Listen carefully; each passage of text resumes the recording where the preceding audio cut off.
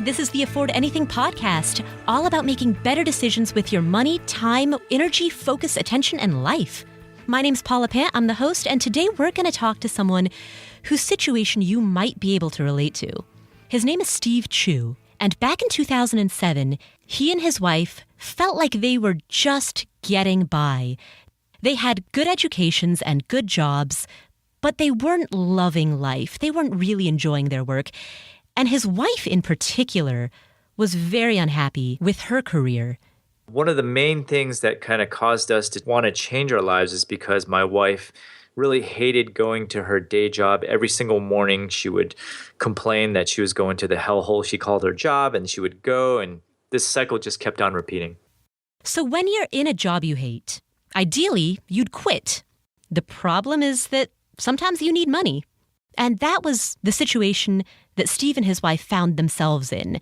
She was earning $100,000 a year, and they couldn't really afford to lose that income. So they found an unusual solution. They built an online business, but not a freelance-based business or a consulting business. They decided that they were going to start selling physical products online. In effect, they built an online store, complete with shipping, labels, customer service, the whole 9 yards. How did it turn out? We basically replaced my wife's income within a year. And so as soon as her maternity leave ended, she ended up quitting and then running the shop. Turned out pretty well for them. So let's find out how Steve and his wife built a 6-figure online business in 1 year, giving his wife the freedom to quit a job that she hated. And let's find out what lessons all of us can learn from that when we're making decisions about our careers, our money, and the opportunities that lay ahead of us. But first, I want to take a quick moment to give a shout out to our new sponsors. This company is amazing. They have really come out in support of this podcast. They are a really innovative new company that streamlines small business invoicing. So if you're running any kind of side hustle or small business and you're trying to figure out how to manage your books, this is a really user-friendly online platform that just simplifies the whole process. It makes it super easy to get the money side of your small business under control. They're called FreshBooks, and you can try them for free for 30 days by going to freshbooks.com/Paula. That's freshbooks.com/Paula, Paula. And when they ask, how did you hear about us? Say Paula. Tell them that you heard about them from Paula, and you'll get 30 days free. Try them out, see if you like them. With that being said, let's learn from Steve how he grew a $100,000 grossing business in a year from his living room.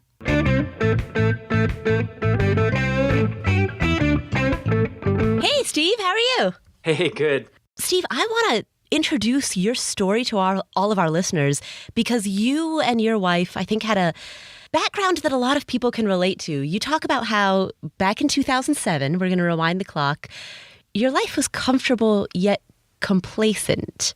Yeah, I mean, I don't know how many of your listeners can relate, but basically we both had full-time jobs.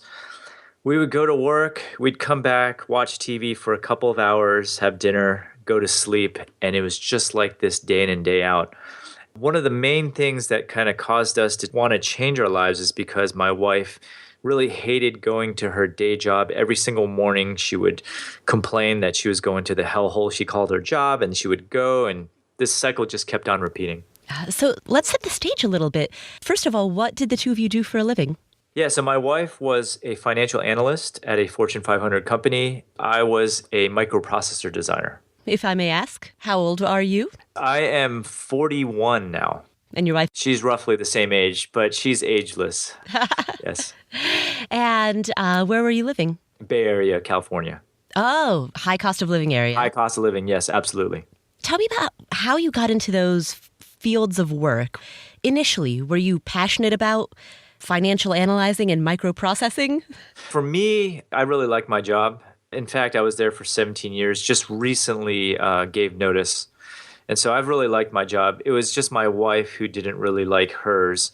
And it's funny, I'm not sure how she arrived at that, but I think she was just trying to choose a position that was marketable and paid well.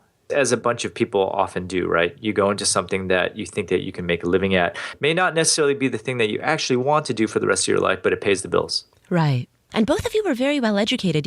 I know you went to Stanford, didn't you? And your wife also went to... She went to UC Davis. So she has a degree in economics, and I have a master's in electrical engineering. So you've both put some serious capital and have some serious sunk costs. Well, yeah. I mean, we're Asian, so we... As am I. I know the feeling. It's like a given that... When I was a child, people didn't say, what do you want to be when you grow up? People said, are you going to be a doctor or an engineer? Or a lawyer. Lawyer qualifies too. Oh, a lawyer was my rebellious answer. Oh, okay. That was my teenage rebellion. In fact, when I got really rebellious, I threatened that I was going to major in philosophy before law school. Or sociology. That was actually what I ended up majoring in. I majored in sociology with a minor in philosophy, and my dad was so embarrassed he would not admit it to anyone. People asked what I was studying. He would say, pre-law. Pre-law. Yeah. That's too funny.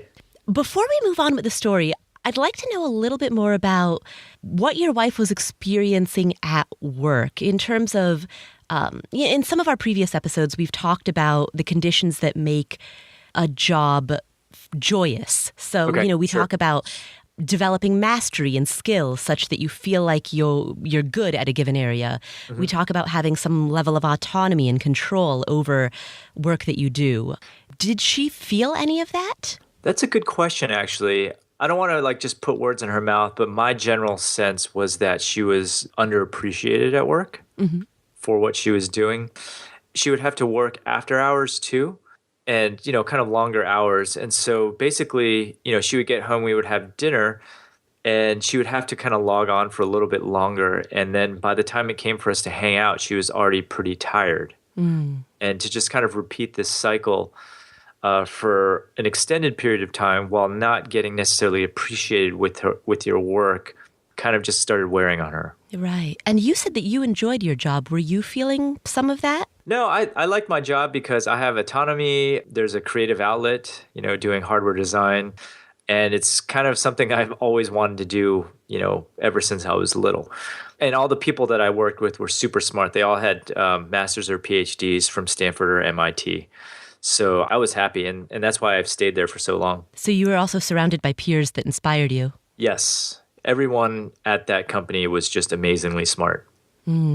So then tell me about how you decided to start transitioning, because at this point in the story, your wife is frustrated with the status quo, but how did you begin to take action on that, and how did you begin to initiate change? See, that's the thing. It's really hard. It was really hard for us to take action unless there was some sort of trigger point. And for us, that trigger point happened when she became pregnant with our first child. And we had this conversation way back when we were dating. And she basically told me that she was going to quit whatever she was doing to help raise the child. And I kind of agreed with that because when I was little, my parents both worked and I didn't really see them that often.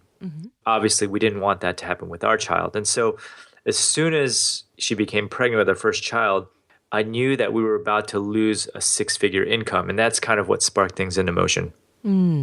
Because you've said that, one of your thoughts when you found out that you were pregnant, when I was pregnant, right, was also about the money that you would need to raise the child. You felt like you wanted to start a college education fund. You wanted to make sure you lived in a good school district. So you're about to lose a six-figure income, but you also are about to add to your bills. Yeah, I mean, as you mentioned earlier, where we live is just ridiculously expensive. And so, for example, just like a 2,000 square foot house around here is like over $2 million. Pretty much everyone who lives here has two incomes of some sort just to scrape by. Like six figures is actually in the poorhouse. And in fact, in Palo Alto, kind of down the street, they're offering subsidies for housing if you make under $250,000 a year. Wow. So, that's just the way it is here. And so what's the monthly payment on $2 million? It depends what your loan is, but I bet it's really high. As you're talking, I'm gonna run that on a mortgage calculator real you fast. should. It's probably crazy. We knew that we needed to replace that income because schools are obviously very important. We were talking about education earlier. And so we knew that we had to replace her income in order to get that house in a good school district. The other option, of course, is to go private school, which here is also ridiculously expensive. It's worth it if you only have one child, but if you have two, it pays to actually move into an area with good schools. What was running through your mind at this time? It sounds like you knew that you wanted to find some alternate ways to generate income or to replace your wife's income, but how did you start that brainstorming process? How did you start that discovery process? Yeah, we actually started by looking at like brick and mortar operations, actually. So one of our top candidates, and I don't know if you guys have this in your area, but there are these places that help kids get ahead in school, like Kumons and that sort of place. And so we were actually thinking about running a Kumons because it was in line with our beliefs, and we could send our kids there and that sort of thing. And we also had a couple of other ideas too, like a place where you go and you pack your meals, or a meal prep service, basically. Is this kind of like a franchise type of a thing? Yeah, actually both of those were franchise operations. That's correct. Okay. And you need initial capital in order to enter. You do. That's the problem. So to start some of those things required like $500,000 up front to start for some of these things. That was just a tremendous risk. And that's kind of what led us to online. And okay, so just to kind of back up the story a little bit, the reason we decided to go online was back in the day when we got married, my wife, we spent a lot of money on photography for the wedding, and she knew she was going to cry because she's a crybaby. She wanted to make sure that she wasn't using tissues to dab her tears, during our wedding. And so we looked all over the place for a handkerchief. We couldn't find any locally. Ended up going to China to get them. Had to order a bunch. We only used a couple, and then we sold the rest on eBay. It sold on eBay like hotcakes. And so that's why later on, we were brainstorming all these brick and mortar operations. But then we were like, hey, why don't we get back in contact with those handkerchief manufacturers and see if we can put something up online? Because one, there's like very low upfront costs. And two, you actually don't have to be present to make money. So when you bought those handkerchiefs in China for your wedding, did you buy them directly? You bought them directly from a wholesaler or from the manufacturer? Yeah, and so I think the minimum order back then was like 300 or so. Okay. 300 pieces. And so, yeah, we only needed like 6. Right, because you were just buying it for your own personal use. But it was so inexpensive that to buy them in the U.S. would have only been, a little bit more expensive than buying that huge bulk amount. Were you, as ordinary, everyday people without any type of specific licenses, you were able to buy things from manufacturers directly in China? Yeah, I mean, you don't need any licenses at all. Okay, so Yeah. anybody could do that. Anybody can do that as long as what you're importing doesn't have any special licensing requirements, I should say. Okay, so Yeah. in case of what you were specifically doing, the handkerchiefs, it was fine. That's correct. Yeah, textiles has nothing really. Did you need to have any foreign language? Could you make this transaction in English? You can. So here's the funny thing. So everyone over in China, they study English, right? And so even though they might not be the best speakers, anything that's done via email, you can communicate via email because the written language is okay. Right. Okay. And how did you know where to go? Like specifically when we're talking about this buying handkerchiefs for the wedding, how did you even know where to start looking? Did you just Google like handkerchief manufacturer China? So back then, when during the wedding time, we actually just used Google. And again, we couldn't find anything local from what we wanted. And so we found these really sketchy Chinese sites. And, most of the manufacturers over there, they don't have really good websites. And so just on a chance, we reached out to them. And it was a risk, but it was such a low dollar amount that we were like, hey, if they rip us off, they rip us off. It's not a big deal. Do you remember about how much it was? Yeah, it was on the order of $300 or just under $300. Okay, yeah. So worst case scenario, you're out $300. Yeah, exactly. Yeah. All right. Yeah, not a big deal. And then when you sold them on eBay, do you remember roughly how much you made from that? And I know that you weren't doing that as a business. It was just... Yeah, that's a good question. I actually don't remember anymore, but we were just trying to get rid of them. Yeah. And so I can't imagine that we made a whole lot of money doing that. We just wanted them out of the house. But we probably made like a good 3 to 4x markup. And did you sell them one by one? Do you have to like mail each handkerchief? That sounds like a lot of mailing. Yeah, so we did sets of 12 and sets of 3, I remember. Oh, okay. And the reason for that was there were certain items that were already kind of packaged in dozens. And so we didn't want to we just left the packaging alone and just sold them as is. Okay, that makes sense.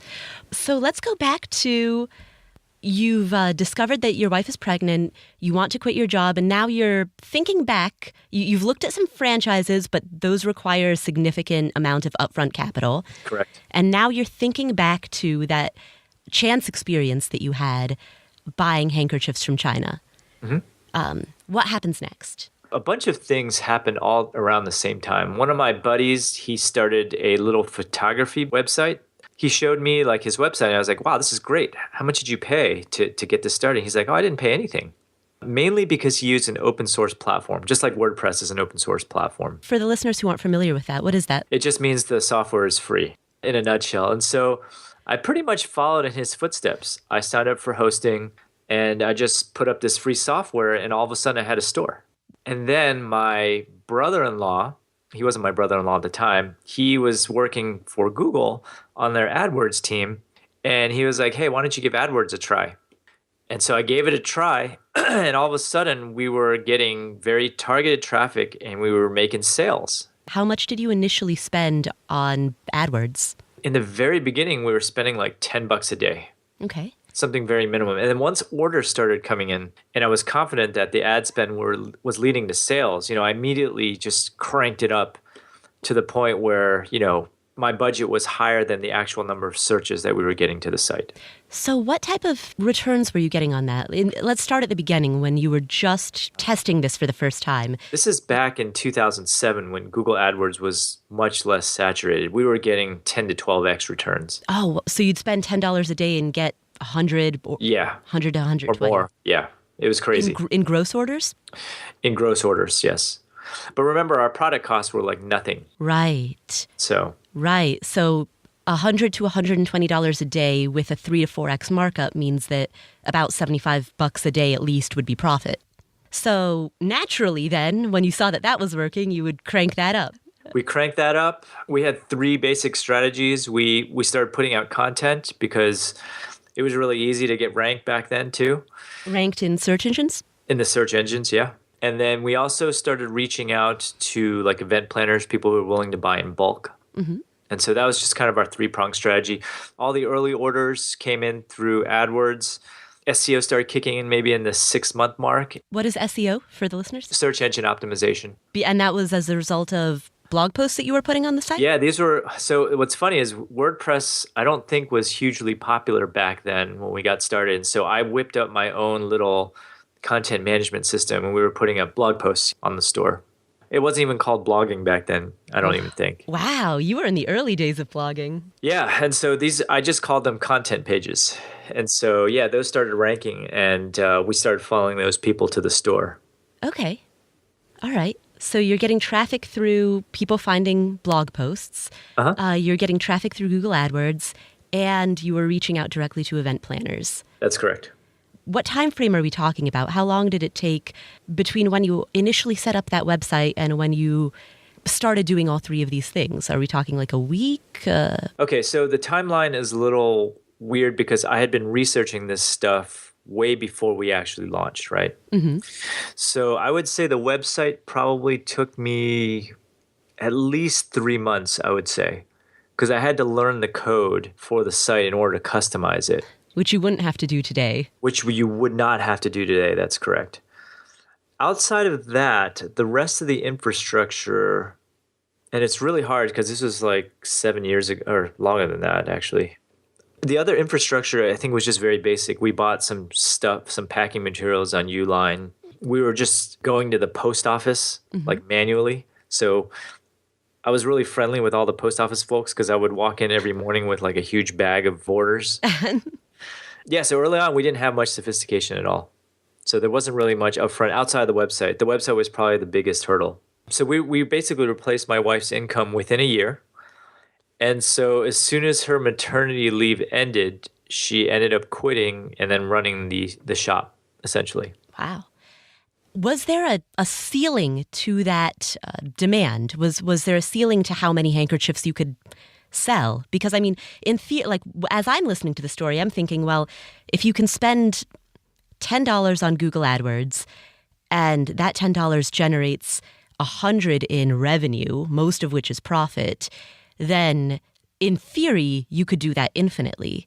Yeah, there's a ceiling. I mean, you're limited by the amount of people who are actually searching for those things, right? Yeah. So that's why I mentioned in AdWords land, we kind of maxed those out so that our budget exceeded the demand. Okay, and what point was that? Okay, so there's different flavors of handkerchiefs, right? Okay. And so there's lace, there's personalized, there's, just plain, there's colored. And so I would say I actually don't even know how much we spend on them right now because our budget just exceeds the demand. Right. I think I have it set like a couple $100 a day, maybe more than that, just for handkerchiefs alone. But you're right. It does get saturated after a while. And so after a while, we started looking at other product lines. So we introduced like linen napkins, linen towels, a bunch of other wedding stuff like parasols. We started catering to different industries. So, for example, funerals, they're always looking for handkerchiefs, with the deceased name and date and that sort of thing. And so we started just branching out to different markets. Wow. Same products, different markets. So there's a lot of, what I'm hearing there is that there's a lot of strategy going on in terms of keywords that you're using, lace handkerchiefs versus, I forget one of the other examples, silk handkerchiefs. Yeah, I mean, you can bid on the keywords for the product itself, but oftentimes it helps to provide context for those. So, for example, we also noticed that sororities were using these things. And so, we started bidding on like sorority gifts or stuff like that. So it's not just the product itself. It's the way that people look for it. That's correct. And trying to understand what people are looking for. Interesting. So I can see how this would be a very fascinating business because you're not just selling handkerchiefs, you're analyzing and strategizing. Yeah, I mean, for me, certainly, because I wasn't interested in the product at all. And there's a lot of fun things that you can do, like with email, with just running advertising campaigns. There's a lot of human psychology involved. That's what makes it interesting. Tell me more about this. So where does the story go from here? You mentioned within a year, you've replaced your wife's income, so you're making $100,000 a year, at least. Right. So she quits. Just from a lifestyle perspective at this point, she basically took care of our kids during the day, and then at night we would both help pack. Pause here. Kids, plural? Oh, no, one kid. Sorry. Yeah. At that time, it was only one child. We have two now, but at the time, it was just one. Okay. So her maternity leave ends. She quits her job. She's running this. She's watching the kids during the day, and when they're asleep, she's running this business. And you're also helping quite a bit. I'm working full time, but then I come home. And so it was actually my idea to do the personalized product. So we actually bought this industrial sewing machine to actually embroider people's names on these handkerchiefs. Oh, you were doing that yourself? Yes, we were doing it ourselves. It was actually my wife's hobby in the beginning, but I wanted to monetize it. And it actually ruined her hobby. And she was just fed up with it. And so I was like, okay, I will do it. Okay. And so I would come home from work. I would sew for a couple hours, for a while until we found someone to do it for us. Wow. Did you know how to sew before that, or did you have to learn? No, I had no idea. Yeah. Had to learn. Oh, this is great. I love this story. So, I did that for a long time, actually. I can't remember the exact duration, but it was somewhere between 6 months and a year. And it was worth your time to Oh, God. The margins on monogramming are like 90-something, 95%. Even counting the value of your time? Yeah, I mean, at the time, I just wanted this product out there. And if my wife wasn't going to do it, then someone had to do it, right? There's a lot of processes in place that you have to put down before you can actually hire someone to do it, right? Right. And the personalized turned out to be our most profitable segment. So definitely worth the time invested. Wow. Can I ask about numbers? How much would a monogrammed handkerchief sell for? You can charge $20 for something that costs like nothing, basically. Okay. So $20. And how long would it take to monogram a handkerchief? It depends. Anywhere from, and again, this is all computer done, right? You enter in the design and the machine does all the work. Oh, Right? okay. You're I'm not imagining you on a Singer sewing machine, like. No. It's not like that. You can automate it such that the design kind of pops out, and then you just upload the design to the machine, and then you just have to load it at that point. Then you hit start. Oh, okay. Oh, yeah. Sorry, yeah. No, I'm not on a sewing machine, like manually sewing. Yeah. I was really having fun with that visual image for a minute. So, yeah, I guess technically then I'm not really sewing. The machine is sewing, and I'm just setting up the machine. I still count that. I give you sewing credit. Okay. All right. So then what? Well, first of all, how are you feeling at this time? You're running a business. You're working a lot, but now you've got certainly mastery and autonomy and novelty as well. Were you enjoying this? Were both you and your wife? I was enjoying it because it was growing. Like early on, we were like having triple and double digit growth from year to year. And, we started making enough so that we could hire people. Mm-hmm. It was still fun for me because e-commerce just evolves so quickly every single year. Mm-hmm. And so there's always stuff to learn. And really the product that you're selling doesn't matter so much as the processes and the marketing that you're putting in place. It's a challenge. Were you feeling overwhelmed since you were working full time and then coming home and doing more work on the second job and you had a newborn? How did you manage your time? Yeah, I mean, we didn't start working on the business until the newborn went to bed, which was pretty early, actually. We were actually blessed with a baby that slept pretty well also. So I think our kid would go down at like 7:30, and then we'd have the rest of the night to just work on stuff. But yeah, definitely overwhelming in the beginning. Lots of nights and weekends, even before the child was born.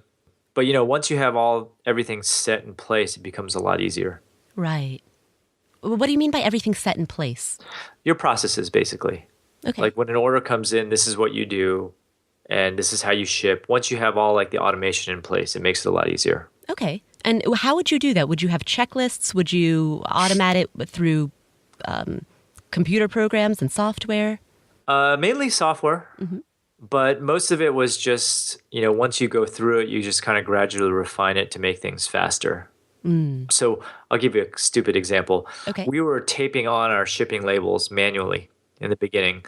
But then, when we invested in these stickers very early on, it just made the whole packing much faster. We started investing in packing materials where it was just, self-stick, essentially. Little things like that just shave time off of fulfillment. Right. That makes a lot of sense. Yeah. So then what? What happens next? Now your wife was able to quit her job. She's making $100,000 at least a year from this business. Where does the story go from here? We get a bunch of friends who start asking about our business. Mm-hmm. I just decided to start a blog that just kind of documented our experiences. I don't know where you're going with this, Paula, but so I started writing about this stuff and it started getting a following, which ultimately led to me teaching a class on e-commerce, and it's just kind of snowballed since then. Nice. And are you still running this handkerchief/linens business today? Oh, yeah, definitely. We've consistently grown in the double digits ever since 2007. And so it's been like 9 years now. Wow. I'm still a little shocked at how you find time for all of this, because you mentioned that you've just put in your notice at work. So you've been balancing a full-time job with all of this? It's actually not that bad. So if you think about it this way, if you were to break it down, my wife runs the e-commerce store. I'm in charge of marketing for it. And then the blog, I put out one blog post a week. For the podcast, I only put out one podcast a week. Oh, so you have a podcast too? I have a podcast too. And for my class, I just do one like live webinar a week. Wow. So for my time, it ends up being around 10, 15 hours a week. And then my job was pretty nice too, in that it was basically a 40-hour week under normal circumstances. So plenty of time, Paula. I'm going to pause here really quickly to give a little shout out to anybody who's listening who does any type of work outside of your normal 9 to 5. Whether it's freelancing or consulting or anything that you do, you probably send invoices. And that is probably not a whole lot of fun. And it takes a bunch of your time and you have to track all of your payments. And it's one of those annoying pieces of running your own business, whether it's full-time or on the side, that you're not super into. Check out freshbooks.com/Paula for a free 30-day trial of a program that can really streamline this for you, that can make invoicing super easy so that you can spend your time doing more interesting stuff. Again, try them for free by visiting freshbooks.com/Paula. And when they ask, how did you hear about us? Type in Paula. That's Paula. Back to Steve. Tell me a little bit about, you have a blog post about overcoming self-doubt, where you talk about how one of the biggest challenges when you were initially starting this store was feeling a little alone or isolated. You didn't have people to talk to. You couldn't compare strategies. You were figuring out what you were doing as you were going along. How did you deal with that? So here's the problem, especially around here, everyone works. So we're in Silicon Valley, everyone's working at a startup or do something along those lines. And so when you're selling hankies, that's just not interesting to a lot of people, right? It's, I don't want to say lowbrow, but compared to some of these startups that are happening that are changing the world, doing an e-commerce store sounds pretty basic. Right. And so we didn't really have anyone to talk to about this stuff because everyone was off doing like gigantic startups, getting funding and that sort of thing. Right. And so that was the biggest challenge. We were basically just working on our own in a vacuum on this store and just trying to figure things out. Like there weren't a lot of blogs out there writing about this stuff at the time. And so that was the hardest part, getting support. And in fact, I always felt like even friends they would ask me how things were going, but they didn't really think that it would succeed. They were just asking just to be friendly. It was just a whole bunch of different factors like that made it difficult. How did you deal with that? I think the fact that it was both my wife and I helped a lot, because if I was in there by myself, it would have been pretty overwhelming. So just basically having a spouse that's on the same page. And over time, there were blogs and other people that kind of popped out and started talking about doing these things, and I immediately hooked up with them. My life completely changed once I started going to conferences, where I actually was able to meet some of these people face to face and to have like a virtual relationship, so to speak, outside of my local community. What advice would you give to any listeners who are interested in possibly opening up their own store? What advice would you have for them? How would you have them start? Yeah, so if you go to mywifequitherjob.com, which is my blog, I offer a free 6-day mini course that goes over all the basics on how you want to run your store if you want to see if you're even interested in doing this at all. And it just kind of walks you through the entire process. So that's like the best place to start. And if you are really interested in doing this today, things have changed a lot since when we started. I actually recommend that you start on Amazon first, because there's a built-in marketplace and because it's so easy and you don't have to worry about inventory or customer support.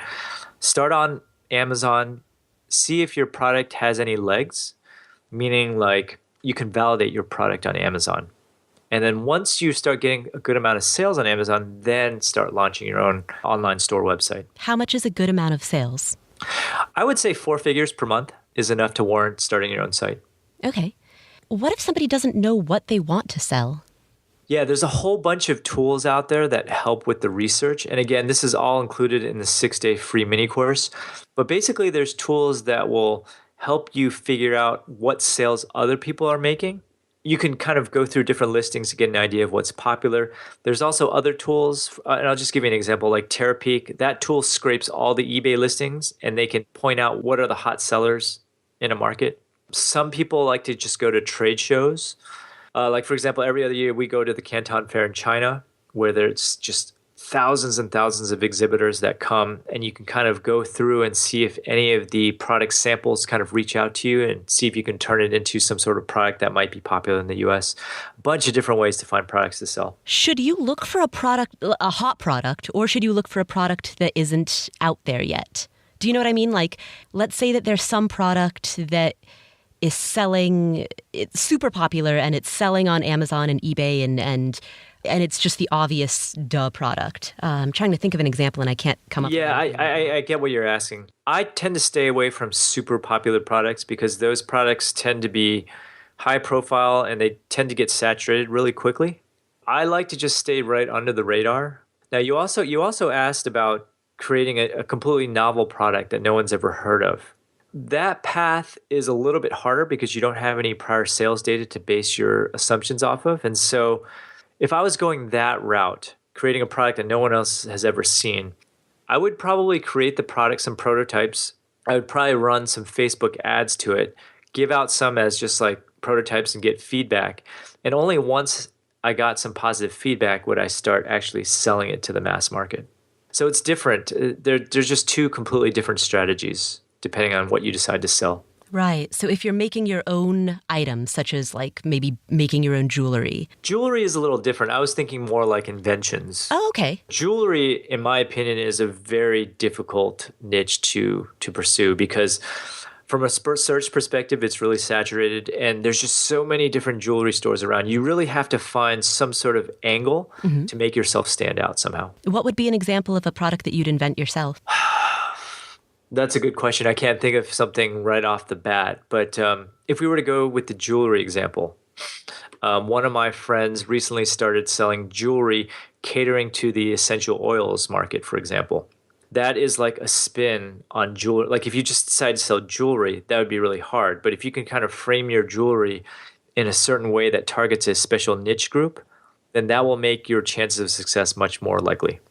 I will admit that I've spent some time just poking around on Alibaba.com, just brainstorming, not that I realistically, I'm not going to go into this at least at this point, but it's fun to look around on that site and think about products that you could buy wholesale and then sell here. Yeah, totally. And in fact, I mean, it's getting so popular now that Amazon's getting saturated with a whole bunch of like identical products with different brands. What I always advise the students in my class is you got to think of that one thing that differentiates your product from the competition in order to kind of succeed in the long run. You can sell Me Too products right now and probably make some money since Amazon's so big. But looking forward, you really have to establish your own brand. Great. Well, thanks again for coming on the podcast. Again, people can find you at mywifequitherjob.com, where you offer a free 6-day mini course on how to get started in e-commerce. That's correct. And if any of you guys are getting married, you can go to bumblebeelinens.com. We'll hook you up with some handkerchiefs. Well, thank you, Steve. All right. Thanks, Paula. What are some of the key takeaways that we've learned from Steve? First of all, I was intrigued by his observation that even if you are in a situation that you don't like, you might not make a change unless there's a compelling trigger. His wife didn't like her job. She dreaded going to work. She had no energy when she came home. And yet, she stayed in a job that she didn't like for years until a compelling trigger, which was the birth of their first child, drove her to take actions to change her situation. I want to highlight that part of the story because I would like to invite you to ask yourself, is there some part of your life that you're not happy with, but that you might have become complacent with? In other words, is there some aspect of your life that you don't like it, you want it to be different, but it's not unbearable, and so you're allowing yourself to live with it for longer than you should? And if that is the situation for you, how can you introduce some type of a trigger into your own life? It doesn't have to be as drastic as the birth of a child, but is there some trigger that you can set up in your own life that will drive you to taking action? Because as we learned from Steve's story, once they started taking action, the results for them happened almost immediately. Within a year, they had built enough income online to replace her $100,000 salary. That's incredibly impressive, but it's also achievable. It's not so impressive that it's outside of the bounds of anything that you could imagine doing. Because as we heard from Steve, it started very simply. It started one step at a time. Make a small bet, set up a website, buy $10 worth of Google AdSense ads. See if it works. If it does, keep going. And if it doesn't, switch courses and try something else. And that's the second key takeaway that I got from Steve's story, was that he and his wife made a series of small bets, one step after the next. They didn't start thinking, oh, I'm going to sell handkerchiefs and linens and parasols and we'll monogram them. They didn't start with these big grandiose ideas. They started small, made tiny bets, and refined along the way, sticking with what works and building upon that. And the third key takeaway that I got from his story is that you don't necessarily need to be in love with a physical product that you're selling online. And this is where we get into more specifics, if you're selling a given product, a lot of people assume that they need to be passionate about the product itself.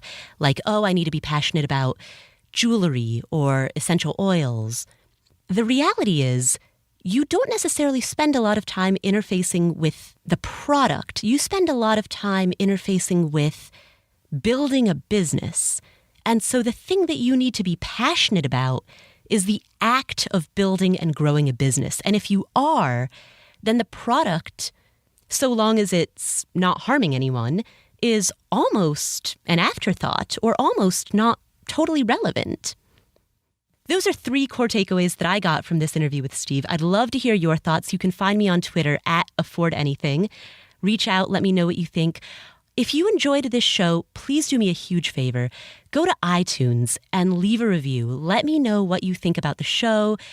If you enjoy it, if you enjoy the interviews, I would absolutely love to hear your feedback, and those reviews make a huge difference. So please go to iTunes and leave a review for the Afford Anything podcast. Thanks again to FreshBooks, our sponsor who helps keep us on the air. You can try them for free for 30 days by going to freshbooks.com/Paula. And when they ask, how did you hear about us? Say Paula. I really appreciate you listening. Thank you so much. If you want to know more, you can check out the show notes at podcast.affordanything.com. Thanks again, and I'll see you next week. So I'm starting to get my first few grays, but I have black hair, so it's extremely evident. Oh, that's cool though. It's like probably looks like silver. Yeah, that's how that's everybody. Really cool. It'll be good for Halloween. Oh, yay! That's what I've always wanted to be. A 365-day Halloween costume. Are you dyeing them? You know, I'm not totally sure how. I was trying to find pens that could cover up specific strands, but I must have Googled the wrong thing, so I can't find them yet. All I can find is like dyes for your whole hair. Just use a Sharpie. Really? Yeah, pick like a dark brown or black or whatever, and just it's just one strand or 2 strands here and there. That's maybe like 12. 12. That's okay. Even if they fell out, that still wouldn't bother you if you like damaged them, right? They're gray. You don't like those guys. Wow, I didn't think you could actually Sharpie your hair. I Sharpie when my black or brown shoes get messed up, when furniture scuffs, anything that scuffs or gets bad, I literally use a Sharpie for everything. You're blowing my mind. Did you enjoy this episode? Then grab our free ebook, Escape, by clicking on the cover here. You'll be taken to a page where you can enter your email for immediate access to everything you need to know about escaping the 9-to-5 grind to live life on your terms. And if you enjoyed this podcast, give us a like and subscribe with one simple click to get new episodes every Monday on your YouTube homepage.